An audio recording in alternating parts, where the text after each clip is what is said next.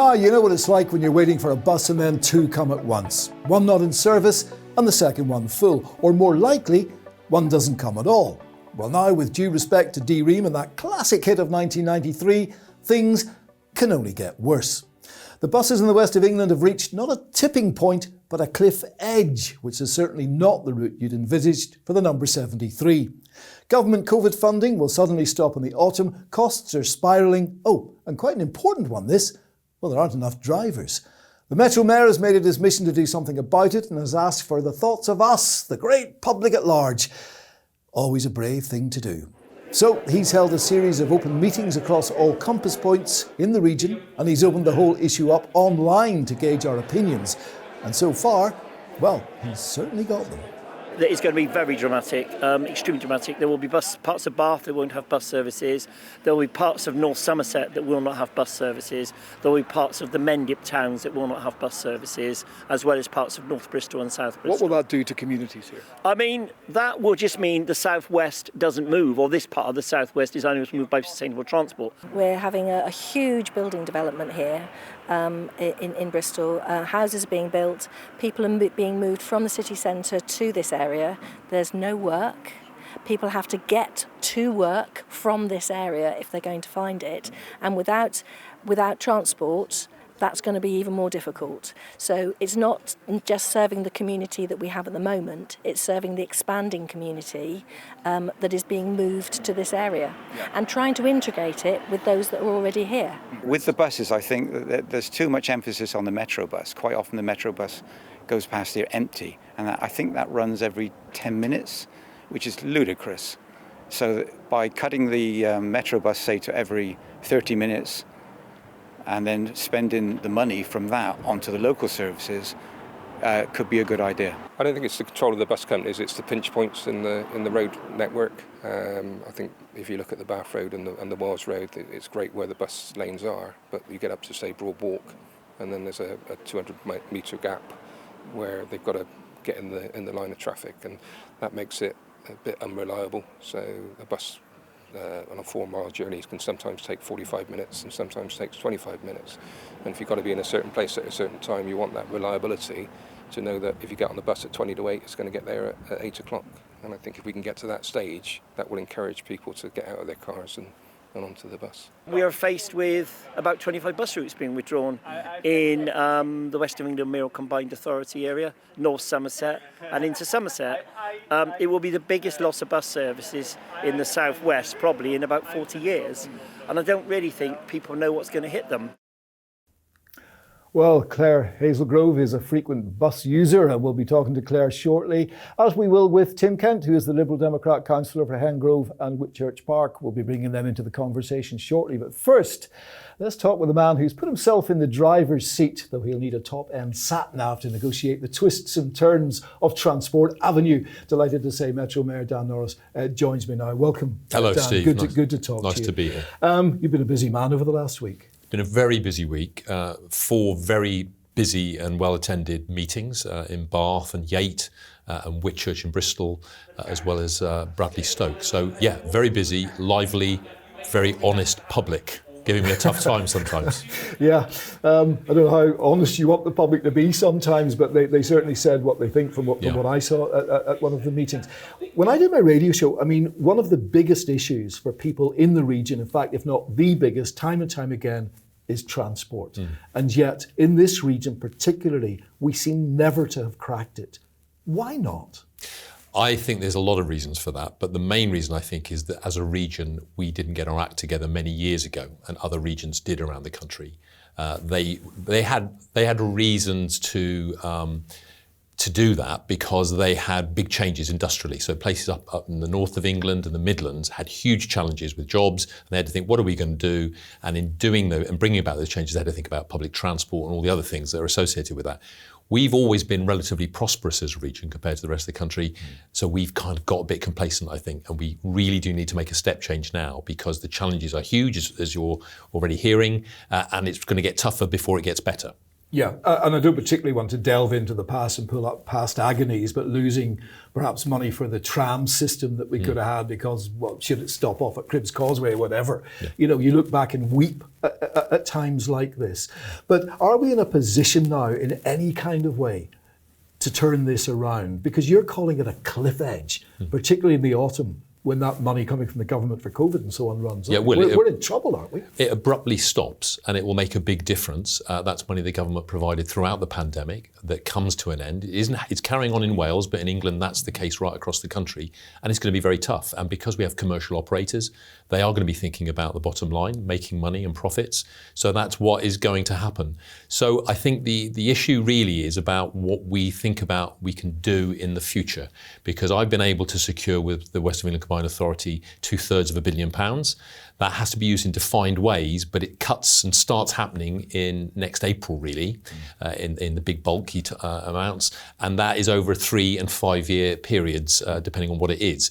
And that gives us hope, but it means we have to make some really wise and sensible decisions. They're tough decisions because you can't have everything. You've got to make big choices. And that's what I'm attempting to do by some of these meetings, because I want people to understand the challenges. And I believe the public probably have a lot of wisdom and knowledge that I need to know about. Yeah, I mean, I will come on to that later on in the conversation, this money that's coming in, but just to see where this perfect storm is coming from as well, you know, historically, as you mentioned, Dan, but also the problems of a loss of drivers. Result of Brexit, is it? We just lost a load of drivers and can't pull them back in again? No, it is that. Yeah, I mean, it's definitely about that. Lots of drivers went back to Europe and drivers aren't coming from Europe. And that's a big challenge. But it's a bigger challenge than that because actually it should be done on a national basis. This isn't unique to us. We do have between 100 and 150 driver shortage. But across the country, this is also happening. And really, we need national government to have planned for this. They had lots of warning. The sort of industry has been arguing strongly, you need to do something about this for many years. This is not a new piece of news. And we're where we are. And I've decided to identify possible drivers in our region and then train them. But of course, my fear is that we'll train some. Well, it doesn't happen overnight, but also we might train them and they might go elsewhere. So, you know, really it needs to be done nationally so that everywhere across the country we've got enough drivers, because it's important we've got them, clearly. I think we have to be totally honest with the public, because anything to do with transport takes time to deliver. It's not just weeks, it's years or decades even. And we have to take the public with us or they won't buy into all the things we're trying to do. So we have to be honest. They'll rumble us in any event. I believe you should be straight anyway, so that's what I'm doing. And of course, it's uncomfortable. Some of those meetings, people will cross. And I get that, and I was expecting that, because there's over 1 million people I represent, and I couldn't possibly get all those opinions on my own. So I need others to help organise these events. They're important events in my view. And I think it also helps councillors and others to also understand the problems, because they always come to me with a petition, Steve, when a bus is being cut. But what they're not necessarily doing is voting for more money for transport, which is what I think the public want.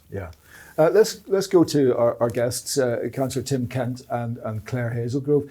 Tim, just listening to what Dan is saying there, you've been campaigning for donkey's years, haven't you, for transport? And we heard on the little clip at the beginning there that Karen Brown was saying that you always seem to be the forgotten party. You always seem to be left off the invite list. You know, when things are being changed or done at South Bristol and places like yours that end up not being accounted for. And you've got an elderly population going on there.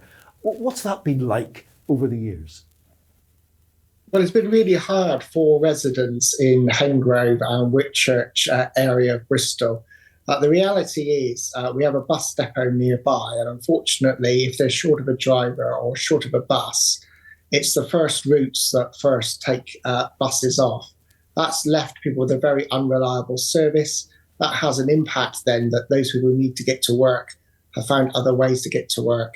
And that then leads you into this vicious circle where then first say, well, services are not profitable here, so they cut the buses. So what we have seen over the last 20 plus years is constant reductions in bus services in the area. In fact, only in April, we saw a severe one. And I'd like to thank Dan and WECA for stepping in so quickly to ensure there was a replacement service. Otherwise, the whole area would have been completely cut off from any bus service at all. Yeah, and Dan, listening to what Tim is saying, I'm sure you're hearing that in most places you're going. You're not going to be able to provide these services, or First isn't going to be able to provide them. You know, you're going to have to radically change the whole model, aren't you? Well, look, we're never going to have a perfect system, Steve, but what I think we can You're have never is going to have an operating system by the sound of it. Well, I think we can have a better system, frankly. I really am confident about that, despite the challenges that we're facing. But what we've got to do is, Tim talked about a vicious circle. We've got to create a virtuous circle. Because at the moment, we're sort of looking at the existing passengers, and what we need for our bus services to thrive is to draw in more passengers, people who are driving in particular. Not just for the environment. We've got a very ambitious net zero target for 2030, let's get it right. And that's a hard thing to do, but we're going to have everybody buying into that if we're going to achieve that.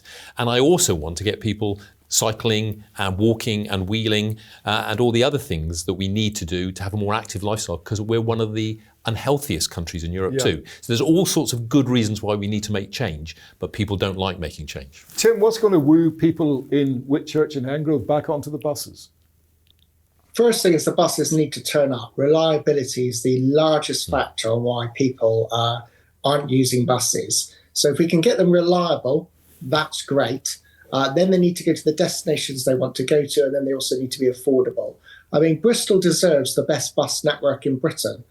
We can't really rely on tram or train to get around the city. We need buses. And if we want to be able to tackle climate change, we want to reduce congestion, we need to have that vision, I think, for the best bus network in the whole of Britain. Well, we're going to get an underground, aren't we? You buy into that one, Tim? No, we're not. We're not going to get one? No, it's complete fiction. What do you think? I think it's a very expensive way of providing a public transport system, and we're cash strapped already. So you can never rule out anything because you never know what a government might make available. But I think it is unlikely, and that's why I'm focusing on this £2/3 of £1 billion that I've located and secured to go on buses, because I think they'll make the biggest impact as quickly as is humanly possible. Just one other thing about our region as well. Well, the city, I know we're talking, the greater area, but the city itself, I was talking to Doug, the boss of First Bus's predecessor, James Freeman, and apparently it's the topography is a problem as well. It's a very hilly city, so you're using so much diesel and so on to get round the place. It's more expensive for buses to run here than other cities. In fact, when you do franchise it out, a lot of companies don't want to take it on. No, that's absolutely true. And we've got some particularly challenging pinch points in Bristol and in Bath, in fact, as well as with the rest of the region. And that's why some of it will have to go underground. We will need roads that will go under because we can't go out. We can't widen the sort of roads where there's lots of housing and residential areas in particular. So it is a big challenge, but I believe it's a surmountable challenge. And one of the reasons you said, why is it we've got, as a region, a less good transport system? I think it's partly because we have lacked ambition. I think other regions have been very keen to do certain things, and you mentioned the tram system between Bristol and South Gloucestershire, because they argued, the Labour government that I was part of made £1 billion in today's terms available for that, and because Bristol and South Gloucestershire councils argued, we didn't get it, and Nottingham now has the benefit of that. That's almost criminal, isn't it? Well, that money is there, that pot is there to be taken, and squabbling it's worse than criminal. It's negligent, isn't it? Because they're taking their eye off the ball. What a great prize, what a big difference it would have made, and it would have produced profits that we could have put into bus services and other things for our region too. Yeah, I mean, the actual politics we'll come on to in a second or two, because I don't know, are you seemingly winning that battle of getting a bit of common grounds between the four regions, with the Portishead line and so on? And I think we're getting there slowly, but I think the thing about my responsibilities of transport and the other things I carry is it's not really party political. A good bus service is a good bus service, and most people agree on that.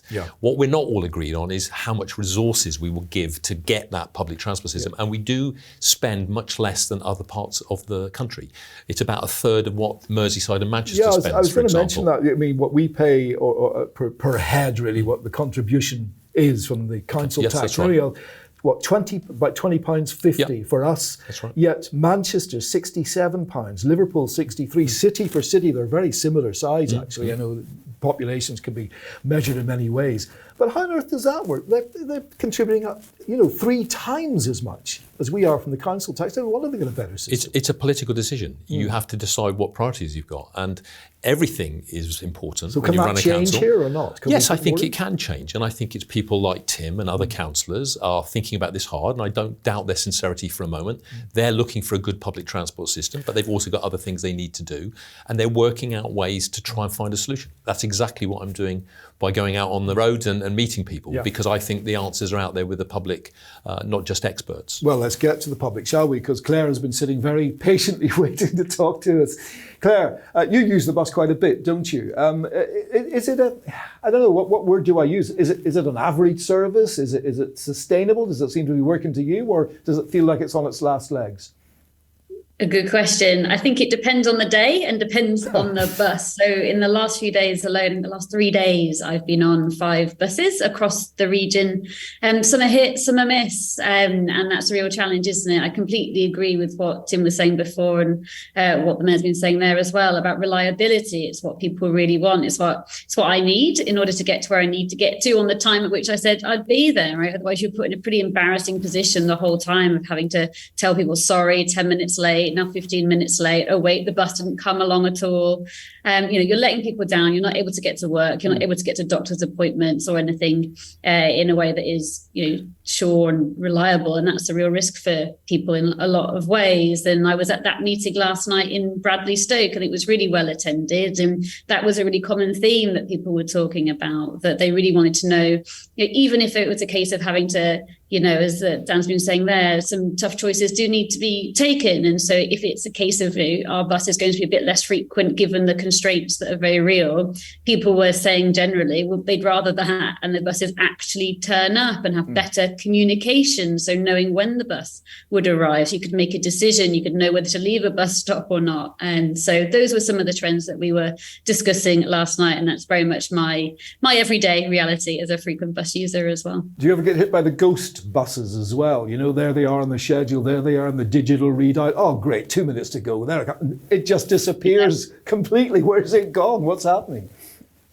Yeah, absolutely. Not too long ago, actually, I had that. I was waiting at a bus stop up in Filton and waiting for the trusty 75, and it didn't come for an hour. I was stood there because the signs kept saying it was going to come, and you think, well, I'll hang on then. I've already invested so much time waiting here. And it's one thing for me to do that and be mildly inconvenienced, but there were, less physically able people there, older people and so on. And when you don't know what's happening, that can be really, worrying, and thinking about that late at night as well. Some people were saying yesterday at the event that actually sometimes it's the last bus that doesn't show up, and that's really risky. And so things like that, I feel like they do need to be priorities and to be tracked and things like that, so people know that they can rely on these services, which are fundamental basic things really, to be there when they say that they will be. Because you can't plan your life around that, can you? I mean, I would suggest that an unreliable service is worse than no service at all in some ways. If you don't know if your last bus home is going to make it, you don't go, do you? But if you need to go to work or whatever, you can't just say, well, it depends on the day. You've got to know it's going to be there at 9:10 in the morning or whatever. So how do you plan your life around that kind of unreliability?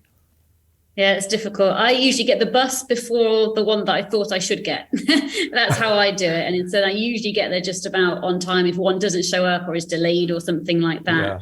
Yeah. But as you say, it's a difficult way to go about planning things. And I'm someone who is, environmentally really conscious, and I want to leave the car at home. 9 times out of 10, I do.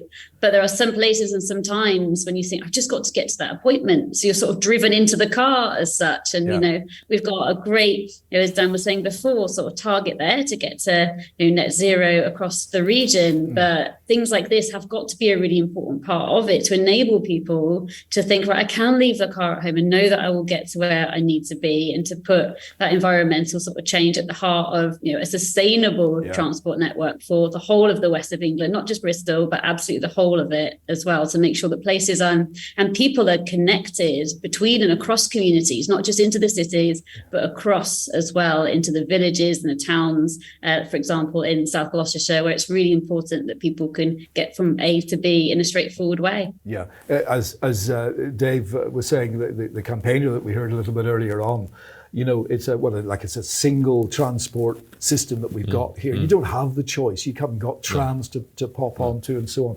But let me draw your attention, you'll know this, the UE report, which said that, bus services here were actually bad bus services or costly bus services are harming the life chances of young people.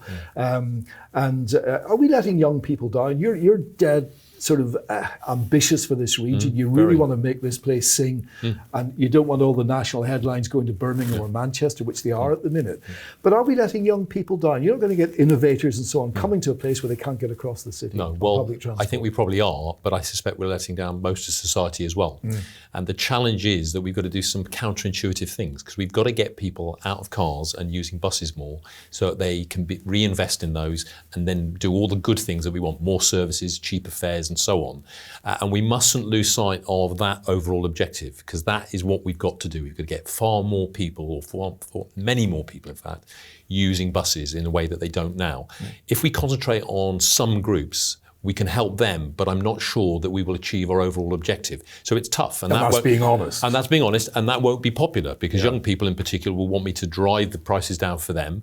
But actually, I've got to think of how we have a really good bus service in the future, not just an improved one in the shorter term. So it's going to be difficult, and I won't please everybody. What are you saying to young people? These are the 16 to 25-year-olds, either getting into college or apprenticeships or wherever they happen to be going, getting into work for the first time. Well, we will have to look at what the bus review over the summer does and see what these private They're not going to get free fares, though, are they? They're not going to get free fares, although there are. Which they do in other places. Well, that might be true, but what we will be looking at is a whole range of incentives to help various groups, particularly those in most need. And young people are more needy than other members of society. That's true, but I'm not going to be able to do everything that everyone wants. Unfortunately, I'd love to, and even if I had all the money, Steve, as you mentioned, I don't have enough bus drivers to drive the buses anyway. So, in a funny way, it's not a financial constraint at the moment. It's more about not enough bus drivers, and that's why we're getting unreliable services, I'm afraid. How are you going to entice bus drivers on £24,000 a year when they look at train drivers getting 60,000 and asking for massive pay rises? They're going to have to get paid more, and we have to accept that that's going to cost more, all of us.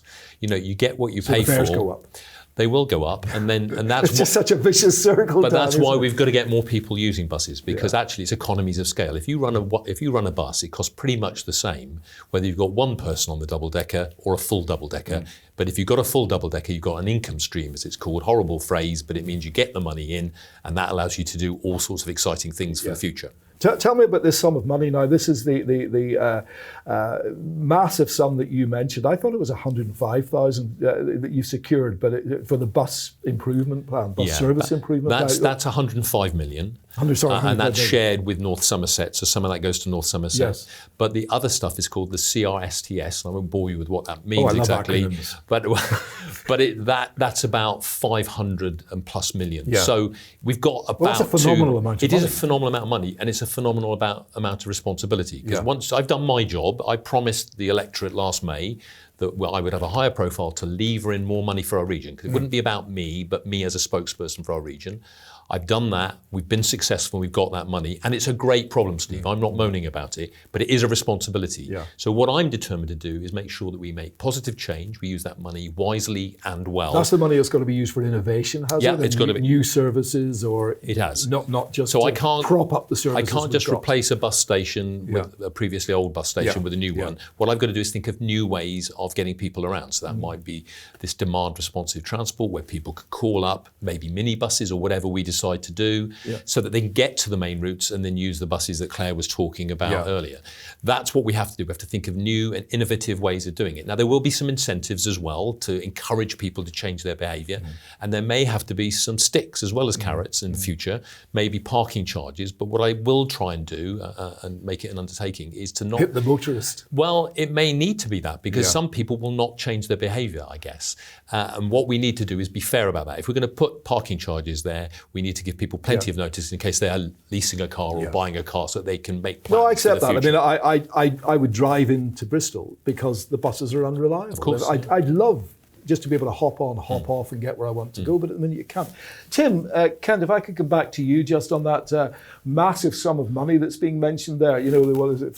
Tell me you got $750 million. Well, it's £750 million. Let me just tell you, Steve, before, for a good public transport system to match some of the other regions of the country, I get that. we need 20 billion plus, and inflation is very high. So this is less than 1/20th of what we need. It's a lot of money, don't get me wrong, but as a proportion of what we need, it's only a small part.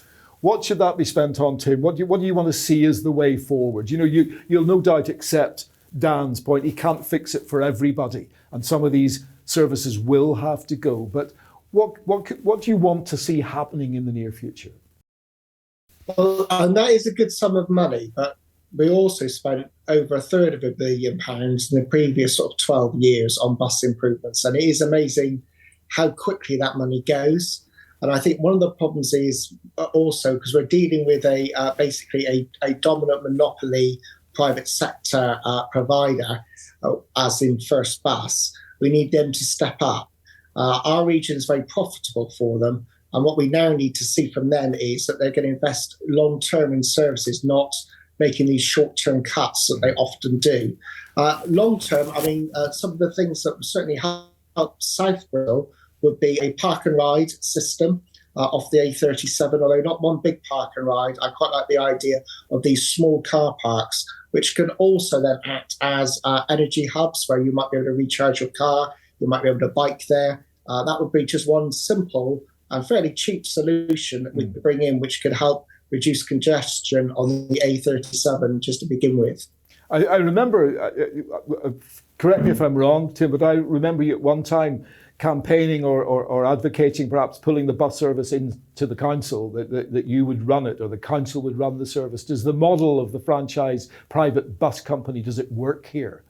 I am a strong supporter of bus franchising, as it's called, which is basically the equivalent of taking the powers that London have. So we would plan the routes, set the fares, just as the mayor does with some of the uncommercial routes, but we would actually do it for all bus routes. And then the bus companies bid to actually do the routes. I think if we're serious about a step change, that's what we need to do. Just as Andy Burnham is doing in Manchester, except at the moment, the Metro Mayor has not gone down that route.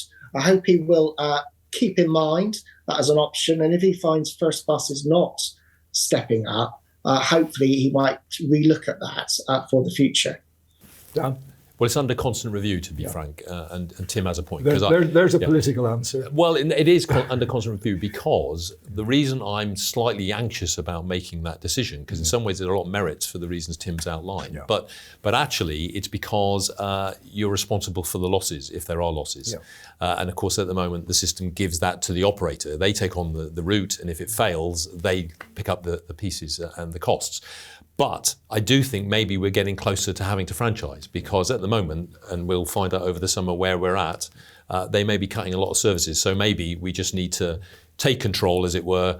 And also, you could argue that if we're not giving money to shareholders, that's more money that you could spend on buses proper. But it's a responsibility. Andy Burnham, my good friend and the Greater Manchester Mayor, has just decided to do that. But he's been in power for 5 years now, and he's been thinking about it. And he has the advantage of getting money, profits from the tram system to cross-subsidise a franchise bus system. Yes. I don't have that because I'm afraid Bristol and South Gloucestershire councillors couldn't get their act together. So we not just don't have a tram, we don't have the profits that tram would have brought us to reinvest in public transport in general in the region. Yeah, are you learning a lot from, he was a little ahead of you in the game, wasn't he? So are you sort of learning quite a bit off Andy Burnham? Well, I mean, obviously he's managed to put that region so much on the map, hasn't he? He has. He's done a good job, and he's taking this decision. But I know that it's been a difficult decision. It hasn't been an easy decision. He's taken a few years to think about it, and he has advantages that I don't have in the west of England. So I'm obviously talking to him a lot about that experience, seeing what's happening, and we're looking very closely to that. But it may be that events overtake us. It may be that decision is much easier than I think, depending on how events roll out. So we'll see. Right. Let me go last word. Claire, just looking at the future really and the way forward. I don't know, I like quite simple answers really, and this is a simple question. Are you optimistic that this situation, that we can end up with some kind of as you say, a sustainable bus service or transport system around this city and the greater area? Do you see it coming?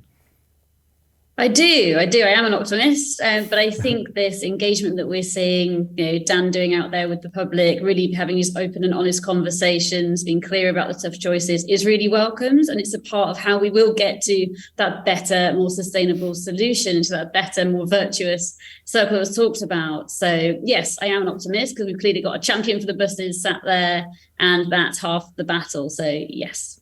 Tim, you've been around a while. You've been campaigning and working and politicking and all sorts of things on this transport business.